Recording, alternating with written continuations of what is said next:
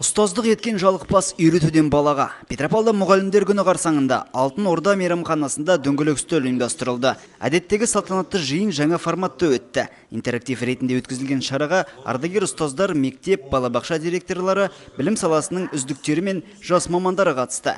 Бірінші болып сөз алған қала әкімі Марат Тасмағамбетов ұстаз сөзінің терең мағынасына тоқталды. Білгенін басқаға үйретіп, жақсылыққа жақын болуға шақырып, адамның жүрегіне нұр беретін ол ұстаз. Болашақта еліміздің қасиетті, ақылды азаматтың еліне еңбек еткен ер болуға тәрбиелейтін де ұстаз.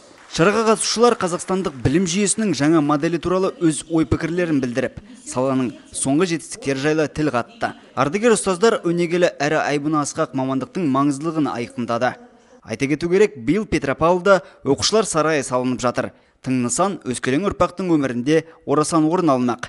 Бұл заманауи ғимаратта IT орталықта жұмыс істейтін болады. Сондай-ақ облыс орталығында 2 жаңа мектеп салынады. Сөзге тиек етсек, жылдан жылға балабақшалар қатары да артып келеді.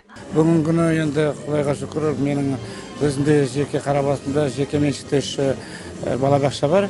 Бүгінгі күні біз мемлекеттік тапсырысты орындап отырмыз. Қай жағынан айтайық, біріншіден бұл мемлекеттік бағдарлама 20-30 жұмыспен қамту.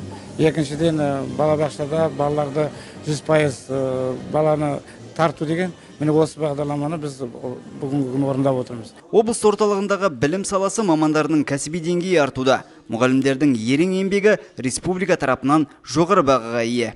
Работаю в лицее с первого дня. Университетті аяқтағаннан соң нөмірі 1 жалпы білім беретін лицейде қызмет ете бастадым. Қазіргі уақытта бұл жерде еңбек етем. Физика пәнінен сабақ берем. Биыл білім министрлігінің байқауында жеңімпаз атандым.